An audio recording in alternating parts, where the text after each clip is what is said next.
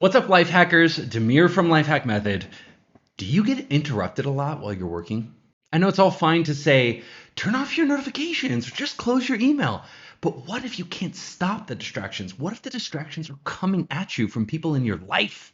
Gang, distractions are the main threat to you actually getting work done, whether it's in an open office space or at home. So if you've got a colleague who just loves to come up to your desk and tap you on the shoulder, or maybe you're sick of getting urgent emails all the time from your boss or from clients, just people who expect you to drop everything at just a moment's notice. Or if you feel like you can't draw boundaries with the family while you're working at home, then keep listening. I'm going to share the psychology behind these distractions and 5 ways that you can combat them without being rude or insensitive.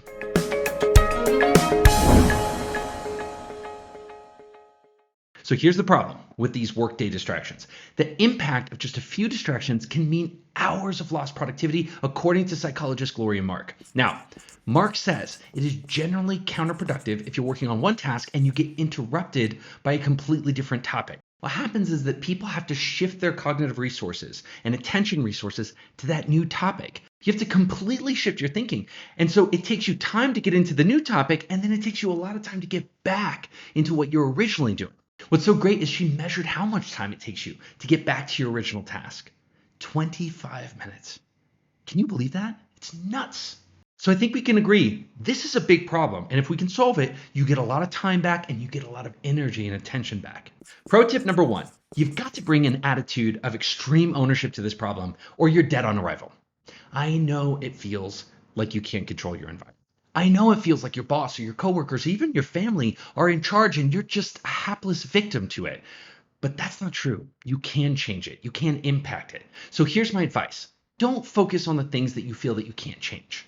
Focus on the 1% of the things that you feel like you can change. The 1% of things that are under your control rather than the 99% of the things that you feel like you can't control. And I don't care who you are, there's 1% of things that you can do to control your environment.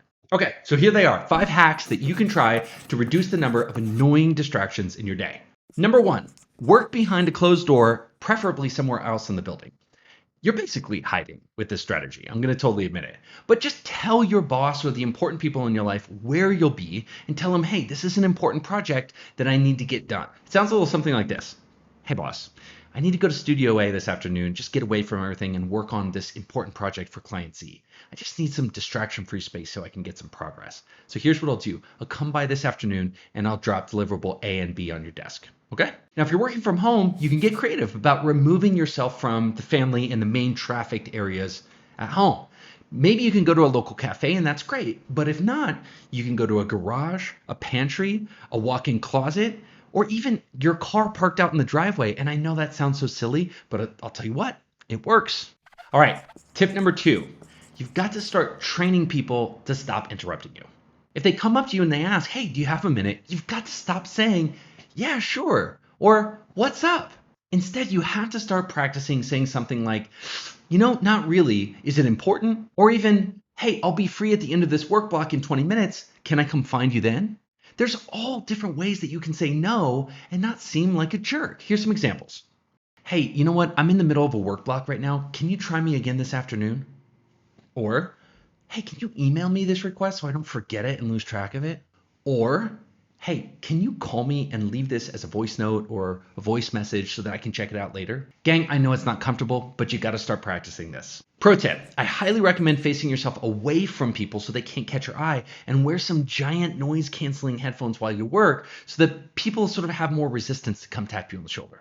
I even had a mom tape a giant do not disturb sign to the back of her chair, and I know that sounds silly, but it worked. And if you already have a closable office door, either at home or at work, by all means, close it. Again, we're training people, but the truth is this is a win-win. You have a better experience and they have a better experience because they know when they can reach you. Here's another one. Time box your interruptions. What do I mean by this? I mean, if someone asks, hey, do you have a minute? You can say, I have 3 minutes before I need to start something. Can we discuss this in that kind of time frame? What you do there is that you're establishing a box, a time limit to the interruption. I mean, how many times has someone come and said, hey, do you got a second? And it takes them 45 minutes to get rid of them. So what this technique does is it actually forces them to define how much of your time they really need. All right, Another thing you need to do is create negative consequences to interruptions. Now, in the animal training world, we call this negative reinforcement training. So if an urgent email comes in from your boss or your client, clarify, hey, I can take care of the problem, but it is going to set me back on that other top priority by a day or a week. Now, I'll admit I used to do this even if it didn't set me back by a week because it was just simple reinforcement training technique to remind people, hey, I have priorities too, and your interruptions have a tangible impact on those priorities. Now, at home, one of my clients promised her kids cookie hour at the end of the day if she could get all of her work done. And when her kids popped in to bother her, she would say, hey, I can help you with this. But that means that we don't have enough time for cookie hour. And all of a sudden, all the interruptions disappeared. She even had her other kids policing each other and her husband because they didn't want anybody distracting her and blowing up cookie hour. Okay, and finally, create a communications policy. Tell people how they can reach out to you. We've talked about this in a lot of our trainings and videos. Gang, a communications policy just lets people know how they can reach you and what to expect when they can hear back from you. It just makes it clear how people can communicate with you to get the best results for themselves. Now, a lot of my students will create a one-page communication policy and link it in their email signature, and they'll also review it with new clients whenever they onboard them. I've even had clients do this with their kids and their husband with amazing results. Okay, that's your 5 tips. Gang, this is all about resetting expectations of your clients, your boss, your colleagues, your family, and retraining them in a way where they can communicate with you for a win-win. They win and you win.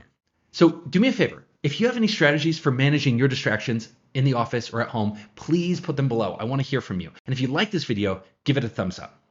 And if you're obsessed with human potential and living your best life, please consider subscribing to this channel so we can get more of this content to you in the future. Okay, I'll see you in that next video.